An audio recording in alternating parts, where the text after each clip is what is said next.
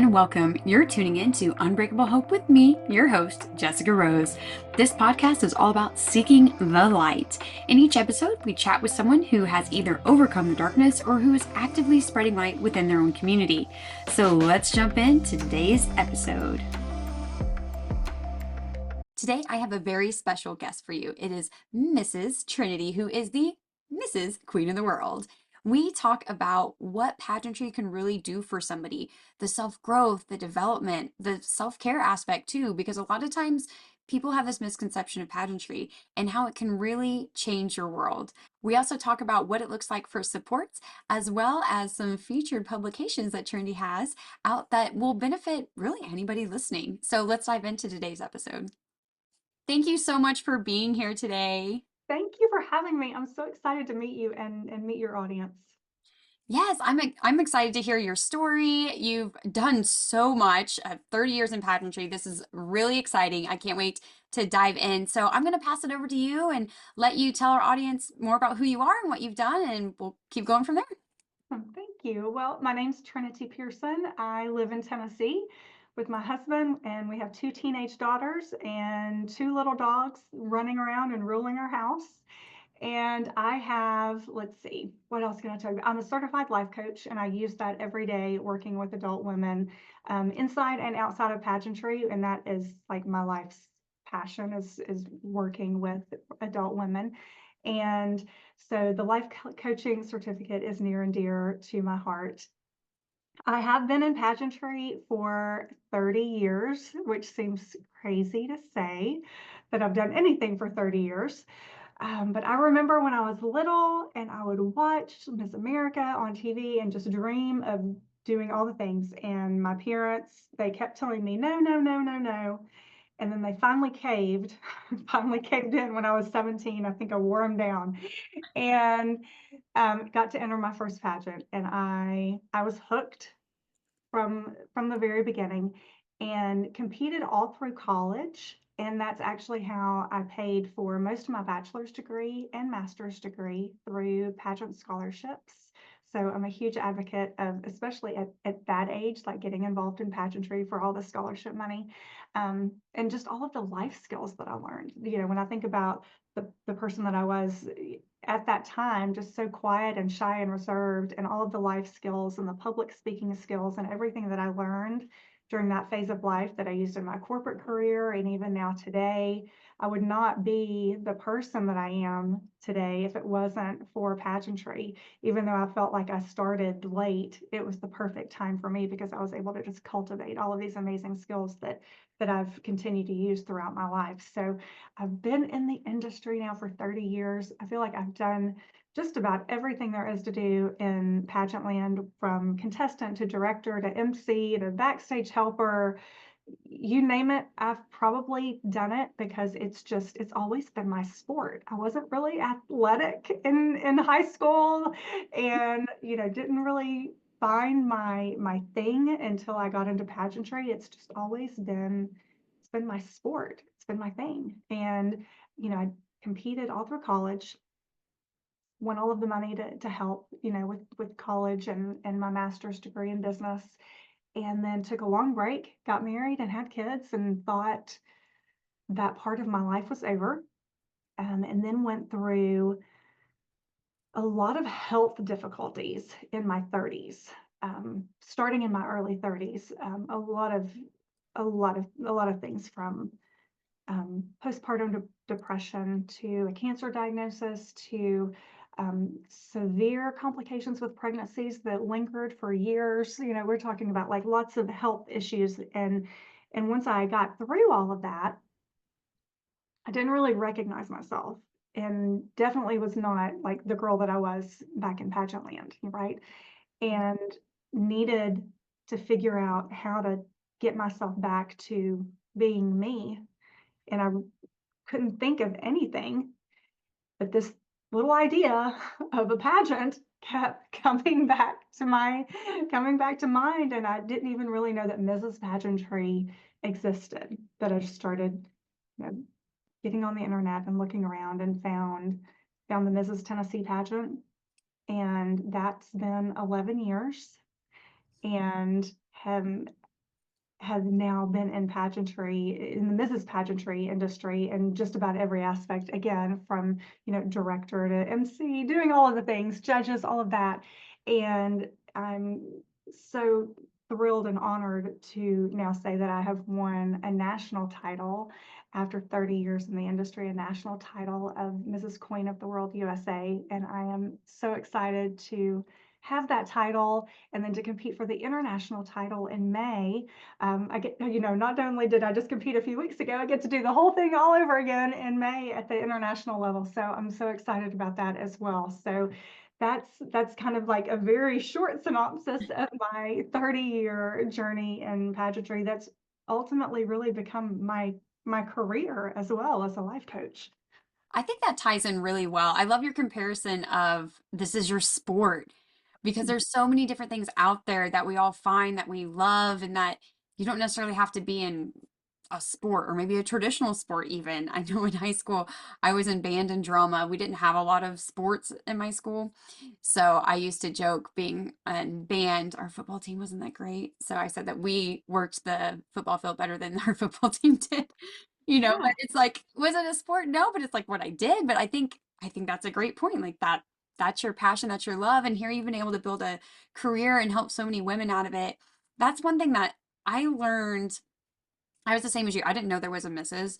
I figured I've gotten out of the Marine Corps. I'm old. I'm married. Like this isn't an option. But I always looked at him and thought, oh, that seems like so much fun still, but I don't qualify. So learning that there's so many different systems out there, there's so many different opportunities out there, and that it's never too late to learn new skills.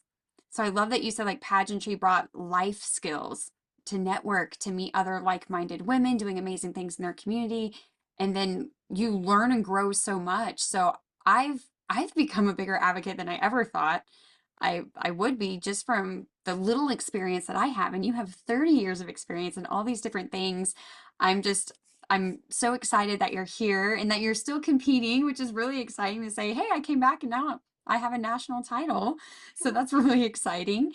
With your life coaching, you do a lot with women who are competing in pageants as well, right? Yes, yes, inside and outside pageantry. Yes. From that, you've been able to actually publish some work as well, right? Through all this experience from pageantry and your work with other women. Yes, thank you for asking about that. I did just publish a book, which I am so proud of, so excited to share. It's called The Queen's Code, and it's really a culmination of all the things that I've learned and really observed about the it girl, I'll say. If you've ever been in a pageant or maybe even a corporate event, like it doesn't have to apply to pageantry, but if you've ever been in an event and there's just this woman that just kind of comes in and just captivates the room. And it happens a lot in pageantry. And we always, like single her out, like, oh, she thinks she's going to win, or she's the it girl. She's got everybody's attention. And it happens in corporate world too, right? Um, so there's this thing about these women that just kind of captivate our attention. And I've been able to observe it a lot being in pageantry. And I've been able to also just kind of pinpoint a few ideas on what makes the winner stand out as the winner, sometimes before she ever even arrives. And it's because of the work that she's putting in behind the scenes, on and off the stage. And so I've titled it The Queen's Code. And it was just released on Amazon over the weekend. So it's just freshly published. I'm so excited about it. And yes, so thank you for asking. But yes, it's called The Queen's Code, and it's called The Queen's Code: 5 Keys to Success on and Off the Stage, because I think the tips that I apply in the book apply also off the stage, like I mentioned, in life skills. I think that pageantry is the best self-development tool out there for women.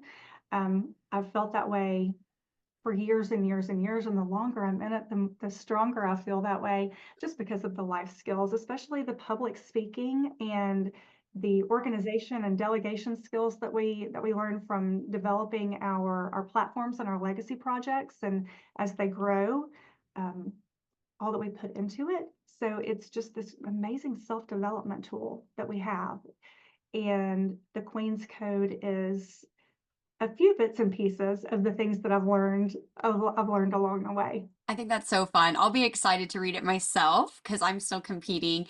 And that's such a good point that you make. It's not just about pageants, right? It's about our whole entire lives and the corporate world or wherever you're working and whatever you're doing. I know one thing for me, and I think this is probably one of my most told stories at this point, but I had an incident happen at work, and it was about something I was wearing, and my male program manager said, "Do you want to be remembered as the pretty girl or the smart girl who gets stuff done?" And I thought, I'm going to be both, and that's kind of become a little bit of my reputation. Is I'm always known for the girl, like I'm always wearing a dress, always in heels.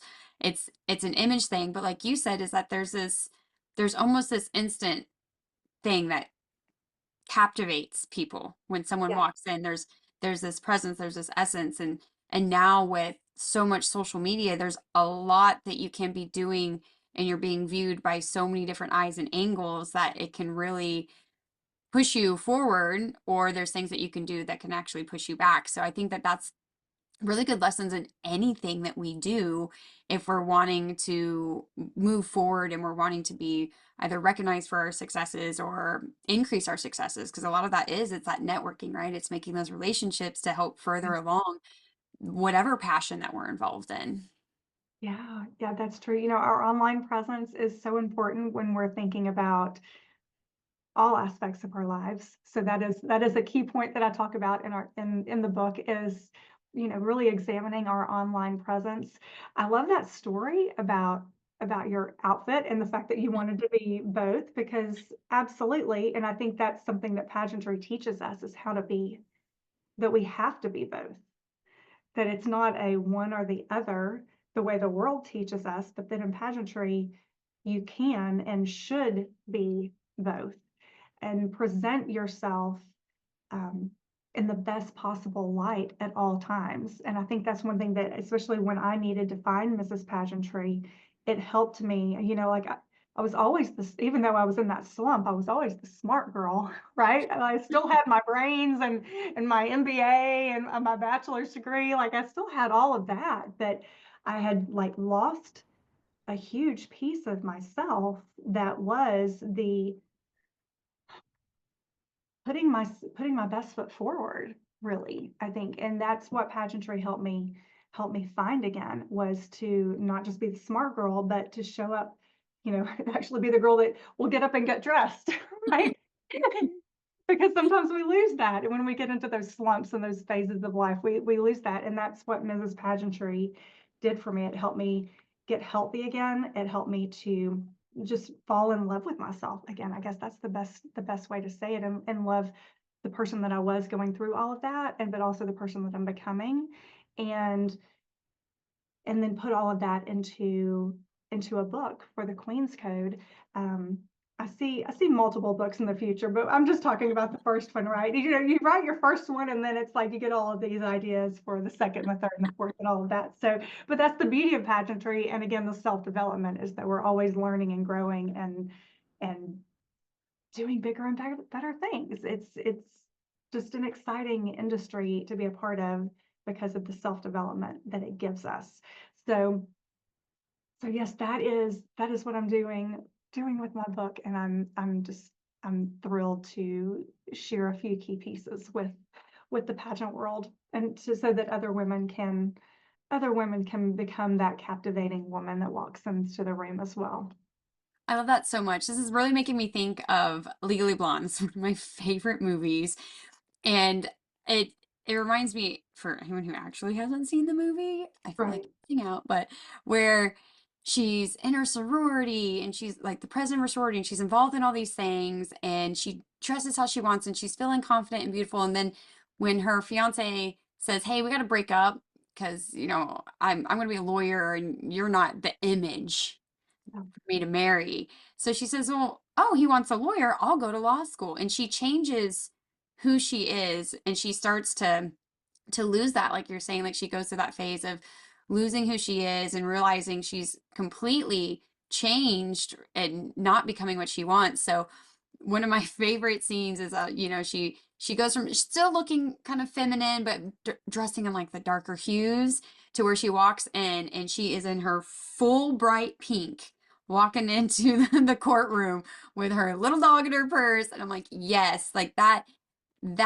that is it. That's Yeah, her. And she can still be this smart, beautiful woman that dresses in bright pinks or right. whatever, I think that's I look at that with pageantry too, is that, hey, I'm here. I love glitter. I love rhinestones. Like, oh, this is so much fun. I love dressing up. It's great.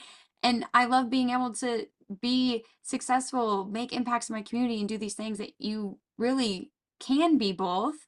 And you Yes, should be. If that's what you want to yes, do, that's what you should yes. do. Right. Absolutely. I love that. I love that movie, and especially the moment when she realizes, um, that she was never the one for him, but Yeah. that she, like, loved herself in that moment, and she was able to walk away. Um, I yeah, that there's so much. I mean, everybody thinks it's just this fun, fluffy movie, but there's some deep, really great messages in it. So I'm a big fan, and I love hot pink, and so I love that movies like that and the Barbie movie and some other have made it okay for adult women to wear hot pink again, right? Like, thank you. Makes me happy. Like that when you find certain colors, there are certain power colors, and I think it varies for every person, like certain power colors that just make us stand a little bit taller and make us feel better about ourselves. And for some of us it's hot pink, for some of us it's different colors, but like finding those outfits and that's in your style that just makes you stand a little taller and feel better about yourself. And that just accentuates all of the brains and all of the work that we put into getting our degrees or our careers or building a business. You don't have to have a degree to build a business, like whatever it is that you've done, it just makes us stand a little taller and be proud of ourselves. Yeah, I think that's something that people, I don't know if I want to say like underestimate, or maybe something that people judge without knowing, is a lot of women, like, we wear makeup, we do our hair, we Mhm. dress the way we dress because we like it. It makes us feel good. We want to do it. And I think that gets misunderstood sometimes.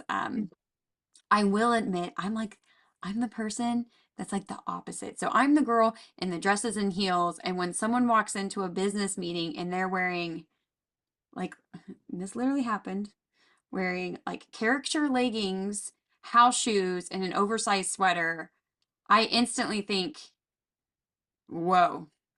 And again, like, I'm not perfect, so I'm like, I will admit this. Like, I look at that person, I think they don't take themselves seriously. How can I take them seriously? They're about to Right, leave this meeting. And I feel bad that I feel that way, right. but it is kind of like you came into a professional setting in house shoes and like leggings and an oversized sweater. Like, I don't know how to take this. So Mhm. I myself personally, I really appreciate when other people take a little bit more time in their attire and how they dress. And I think that's something in pageantry that a lot of women learn, like dressing for your body type, finding the right shades, the right fits. I think that's so helpful because I think that's where a lot of people get lost too, is like they don't know what to wear, or they Right, think that, oh, I can't look cute because I'm a certain body size. I right, do get that a lot from people. It's like, oh, you could wear anything. Well, no, I can't.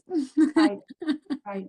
Yeah, that's so true to and that is a skill that sometimes has to be learned over time by trial and error. Like you pick out an outfit that you love and then you see it in a picture later, you're like, "Oh, that wasn't nearly as flattering as what I thought it was," or that color washed me out more than what I thought it did in person. Like there's just this whole trial and error to it that you learn in pageantry.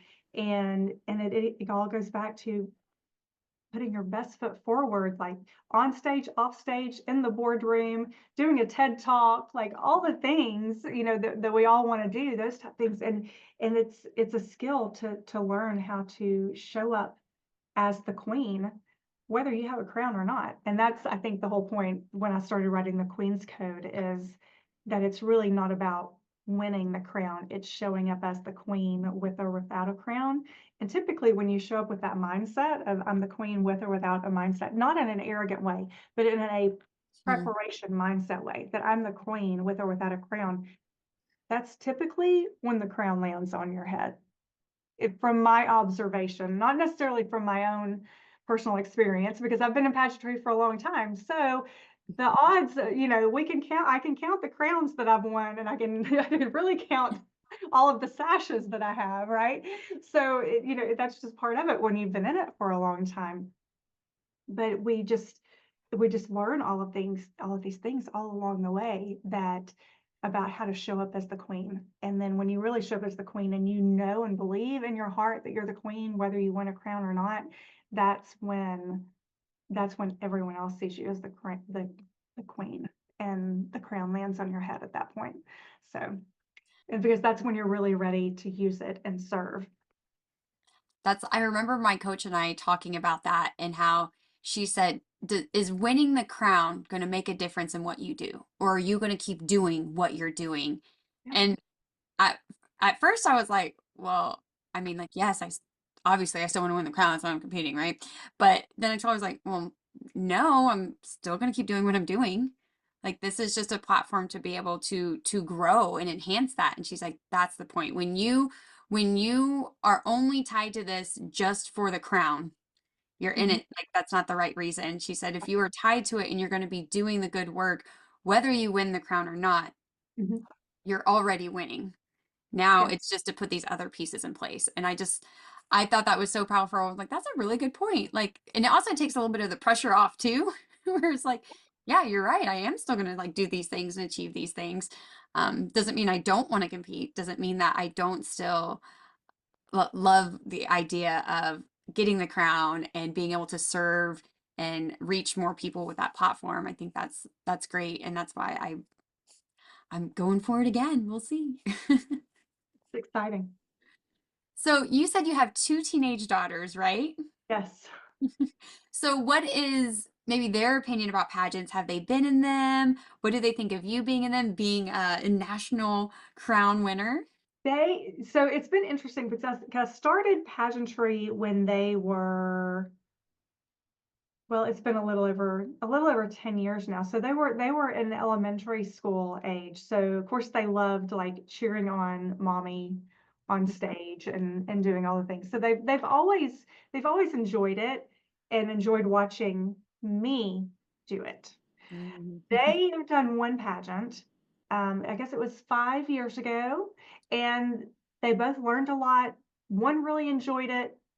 One not so sure, but she learned a ton, which was the whole point of it for me.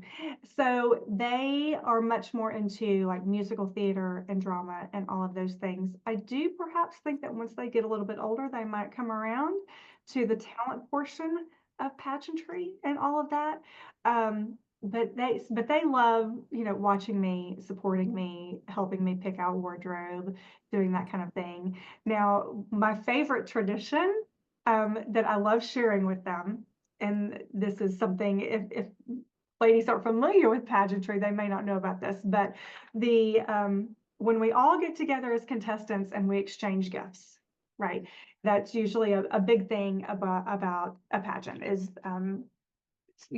sharing, exchanging gifts with state title holders, country title holders, whatever pageant it is. There's usually some kind of small gift exchange. So the thing that they love about pageantry is when I bring all of that stuff home, and I've done this with them since they were little, since the very first pageant. So when they were like 5, 7 years old, something like that. So of course they really dove in back then. We're a little more civilized about it now, right?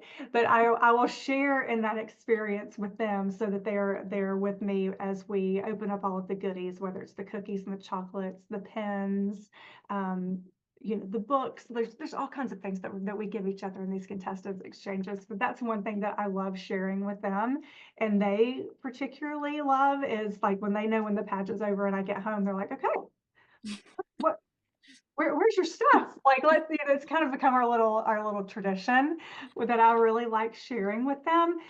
It was a little different this last time I competed because my oldest daughter is away at college, so she wasn't here with me when I was going through all of my stuff. So it was a very different experience. I'm still coping with the fact that she has moved away for college. So it's one of those things. But So that is like one of the things that I love sharing with them, and they have they have been to most of the pageants that I've competed in if it works logistically. This last time I competed, I actually went to New York on my own. It was in the middle of a snowstorm here. I wasn't even sure I was going to be able to get there. I had to reschedule my flight 3 times, had to keep bumping it up to leave earlier and earlier. I live in Tennessee. We don't do the snow. Um, so it was a little difficult. So I ended up going by myself, which wasn't great because I like when they're in the audience, but ultimately I'm glad I ended up just being a big girl and going on my own because I ended up winning and thrilled to be a part of Clean Up the World. Like it's a system that I've had my own for a while, and the timing, the snowstorm was not great timing, but the timing itself was perfect for me. And so I just decided to go for it, even because I've been thinking about it for a while. And so I'm so happy to be a part of that organization and then to get to do it all over again in May when I won't have to deal with a snowstorm, hopefully in Tennessee. Well, hopefully not. And I'm in Oklahoma. Our weather's crazy. We were like 80 degrees last week, and it should be snowing tomorrow. So we're gonna get ice throughout the day. It's wild. It's like we don't even know. Like groundhog saw a shadow, didn't see a shadow. Doesn't matter. Oklahoma weather does what it wants. So I can definitely relate to weather and travel issues being a big thing. So hopefully not in May, because that would be bad, I think, anywhere. Yeah. I love that they're supporting you and that you have this kind of special moment that you're Mhm. able to share with them. I think that's been something that was a little challenging for me last year. I was trying to figure out, do I bring anybody? Do I not bring anybody? What does this look like? And I ended up going by myself. I made some friends, which so as a kid, I think that's one of the things where they always say, like, if you could go back and tell your younger self something, my younger self still wouldn't believe me. But I hated being alone all the time. I didn't really have friends growing up. It was miserable. I hated it. But when my husband's brain cancer came back and then eventually he lost his ability to talk, and it's been him and I just trucking our way through things, I really like was forced to come to terms with being by myself. When I went to the pageant, my coach had asked me, like, are you sure, it's your first one, you're not taking anybody? I was like, yeah, I think I'm gonna be okay doing this by myself. So it was this kind of split thing where almost I enjoyed having time by myself. And then it was also like, oh, this is probably the first event that I've done or competition I've done where I haven't had anybody Yeah. in the stands for me. Now, I competed in the military Paralympics, and my parents were at some of the events, or my husband was at some of the events, those kind of things. So it was the first time really looking out in the crowd, and I only knew the people I met there that day. But it was still a really great experience. I've had a lot of people ask me, like, oh, are you going to bring your husband? And traveling logistics is just really hard. So I also have to think of I'm there to compete. I also need to make sure that I have the ability to compete and not be distracted or not get tied up with working as a caregiver in that moment. So I think it would be fun to maybe be able to do one more locally that maybe he could come to, and I have some more supports to take care of him. But I am planning on going by myself again to Chicago, but I still think that's fun. I'm sure your experiences were very different, but you still got different rewards out of both of them, the one being by yourself and then having that family support as well. Yeah, I think it's pretty common, especially in like the Mrs. pageants and even Ms.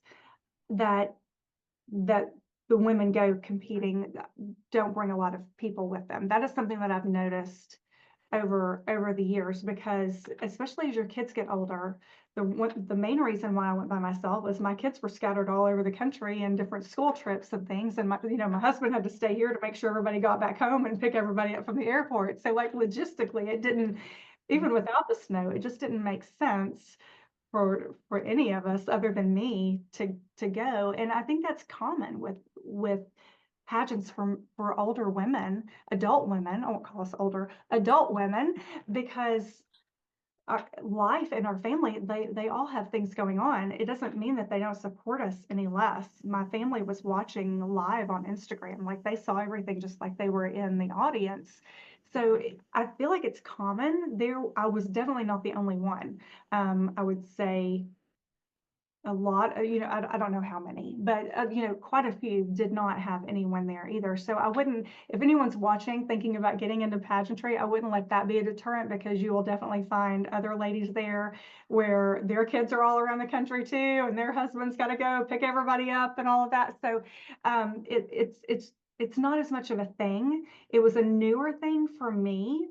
Um, but it was still fine, because you're so busy when you're competing, you don't really have time to spend with your family anyway. And then I would feel guilty, like if they had all gone with me, I would have felt guilty that I wasn't with them, or I would have seen them going off to a Broadway show, which would have been a complete distraction when I'm in rehearsal, right? So I'd be like, don't go see a show without me. What are you talking about? So it really made a whole lot more sense to go on my own this time. Now, when I compete in May, I do think my youngest daughter, at least my oldest will still be in college, but my youngest daughter and my husband, I believe they're going to come up at least for the day for the final competition.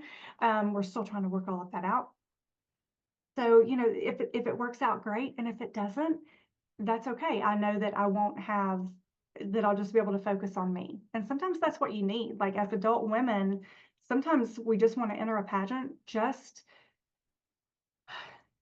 for me time, just to do something for myself, or ourselves, to, it's not easy to find time to do all of the self-care things that are important, so that we're able to pour into other people, or work on our platforms and legacy projects. And if we don't have that time, we just lose steam and don't get any, we're not able to care for our families or do all the projects that we want to do. So I think it's important um, to find things that inspire our own selves, not just inspire others.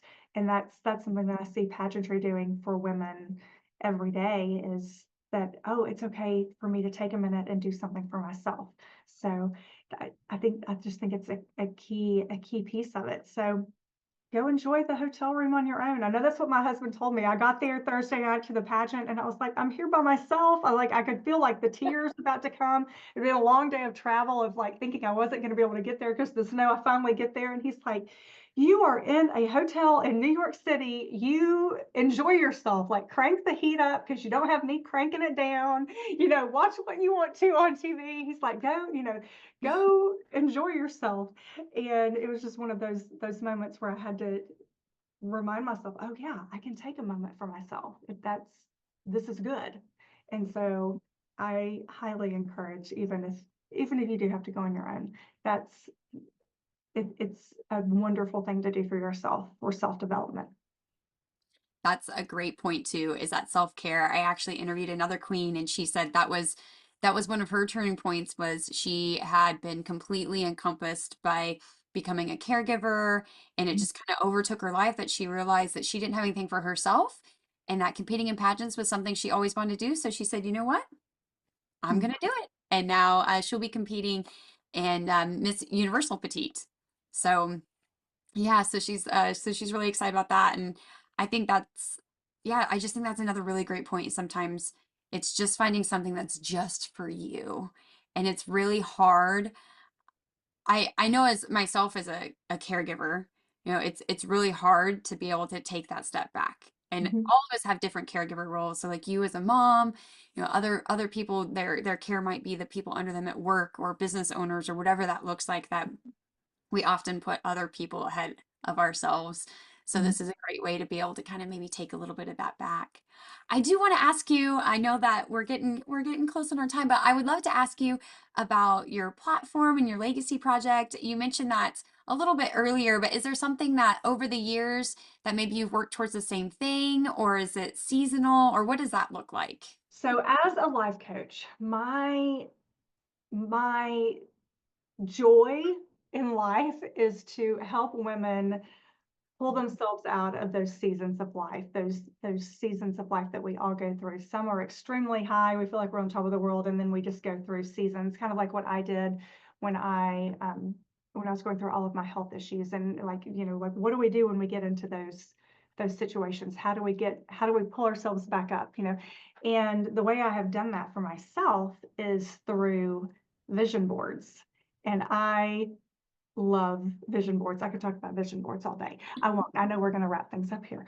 So when I started thinking about what is my next legacy project, as we call them in my coaching industry, what for my next legacy project, and I really started thinking, like, what do I want to teach? And I realized that my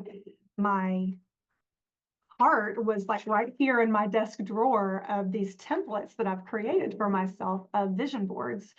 And not I used to do the cut and paste projects, right? I love that. You know, everybody, I remember people used to get together and have parties and like do the cut and paste project and do all of that. And those are perfect. I have some of those like right back here because I keep them all, right?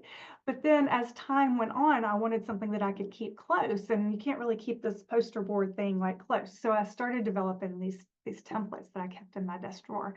So that is another key project that I have been working on, and I actually published that late last year into a workbook style and a three-step process on not just setting goals through vision boards, but actually how to, in a three-step process, develop a plan to achieve all of those goals, right? Not just, it's one thing to just put it all on a yearly vision board, like I'm going to do this and this, but if you don't really have like a detailed plan of how to get there, you're going to, at the end of the year, have this beautiful piece of paper, but possibly not have checked much off of it because you didn't have a plan. So developed a three-step process through this workbook last year that I'm thrilled with. It's something, and it really came from what I use every day for myself, and it's called Called to Thrive, Your Purpose Defined. So that is the workbook that I have been um, that I've been sharing with others and doing workshops on how to not just set your goal, but to achieve them. And then that just kind of rolled right into the next project of publishing the Queen's Code. And they really, I feel like, at least in my mind, go hand in hand as far as showing up as the Queen in a variety of different ways that I talk about in my book, but then also developing your goals and how to achieve them so that you can become the queen that you want to be, with or without a crown. So that's really what I've been working on for gosh, the last 6 months or so. And I'm just thrilled to continue to promote the Queen's Code over the next several months on platforms like this and other media platforms, to just get the word out about the Queen's Code so that other women can learn to show up as the queen, whether they're on a stage or not. That really, you know, if they want to join, if they want to jump into a pageant, great, right? But even if it's not that, if it's just being the queen of their life, queen of their household, like how to show up as the queen in their life, that's really the purpose in everything that I do every day. So beautiful. And I'm all about vision boards. As you say that, I'm like, yep, I got last year's over there, this year's over there. I even have like a small one like you. I designed something new just for like my screen on my phone. And I love affirmations and all those things. I think it's very important. I think visuals are really key, is being able to help us. But I love that you have this workbook that ties it together. You're like, hey, having this vision is great. Putting it on paper, having a visual, great, but also let's make sure that you have the steps in place to make that happen. So I think that's wonderful. You have the Queen's Code. You also have the Call to Thrive workbook, two really great resources that I can't wait to check out myself. So I am super excited about that. Thank you so much. Well, I know we're coming up on time. Is there anything that you would like to recap, or maybe something we forgot along the way to make sure our listeners hear before we hop off? We've covered so much. We've covered what, 30 years? I can't believe that.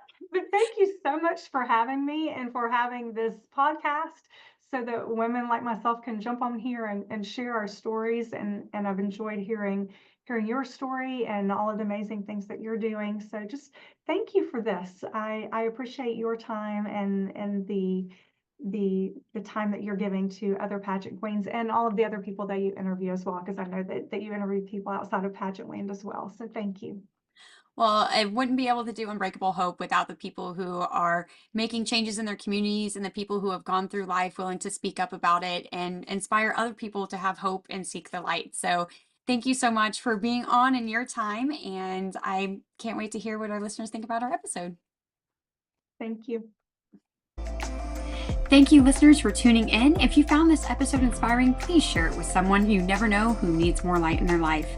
May this serve as a reminder that there's always darkness in the world. Do not let it consume you. Always seek the light. Please take a moment to do the good old subscribe, rate, and review. Your support means so much to me, and it helps me spread more light and love. Until next time, be kind, be loving, be human, and don't ever let anyone steal your hope.